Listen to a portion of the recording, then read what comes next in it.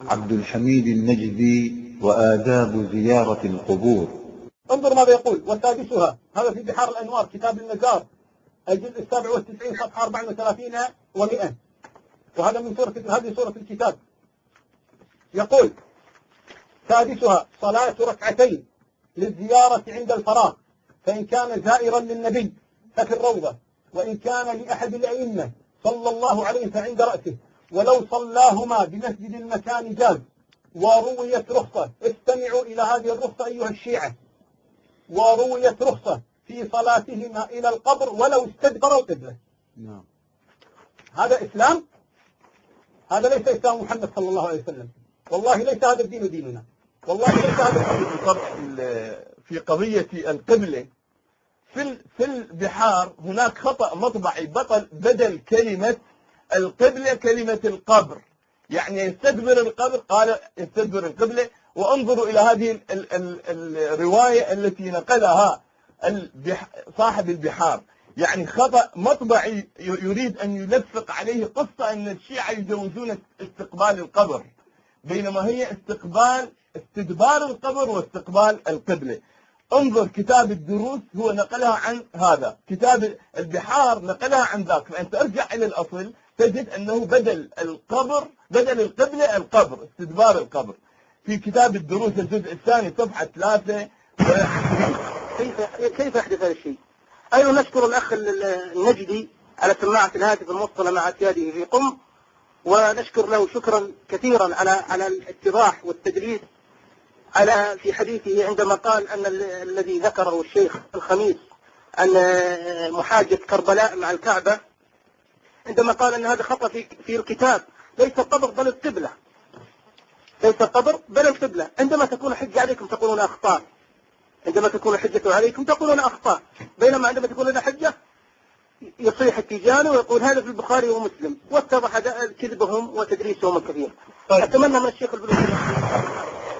وأما فيما يتعلق باتخاذ القبر قبلة، ليست رواية فقط من المجلسي، بل هناك عدة روايات، وبل هناك يقول استقبال القبر لازم.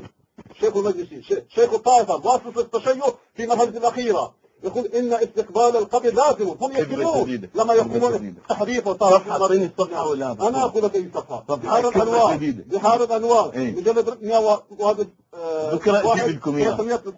ذكر أوضح كذبة. أي صفحة كان؟ لحظة أقول لك. إن استقبال القبر أمر لازم، وإن لم يكن موافقا للقبلة. واستقبال القبر للسائر بمنزلة استقبال القبلة، وهو وجه الله أي جهته التي أمر الناس باستقبالها في تلك الحالة. بحار الأنوار مجلد 101 صفحة 366. وهناك عدة روايات في هذا الصدد، ولكنهم يكذبون. ودليل الكذبين لأن الكذب عندهم عبادة، الكذب عندهم دين، ولذا يقولون افتروا على أعدائكم وشهروهم وابهتوهم، ولذا وابهتوهم. نعم. قال البلوشي ما نصه. أما بالنسبة لاتخاذ القبر قبلة، ثم استشهد بعبارة المجلسي وهو يشرح مضمون حديث قائلا أن استقبال القبر أمر لازم، أن استقبال القبر أمر لازم وإن لم يكن موافقا للقبلة، مع أن الكلام حول استقبال القبر حال الزيارة لا حال الصلاة. أما بالنسبة لكون القبر وجه الله، فقد ذكر المجلسي أن معنى وجه الله هو جهته التي أمر الناس باستقبالها في تلك الحال، حالة الزيارة، لا في حالة الصلاة كما حاول النبوسي أن يزعم. وأما بالنسبة إلى بعض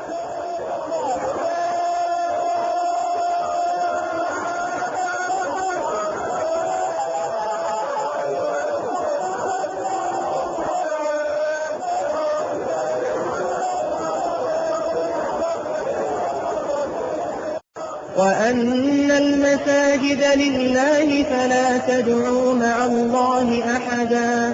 فماذا عسى النجدي يقول عن الشيعة الذين يأتون إلى قبر الحسين رضي الله عنه سجدا متوجهين إلى القبر وليس إلى القبلة، بل يزحفون سجدا كما تشاهدون؟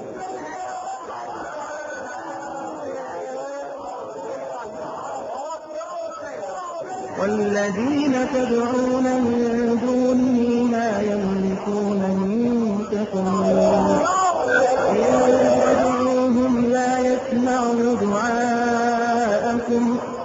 ولو سمعوا ما استجابوا لكم ويوم القيامة يكفرون بشرككم ولا ينبئك مثل خبير.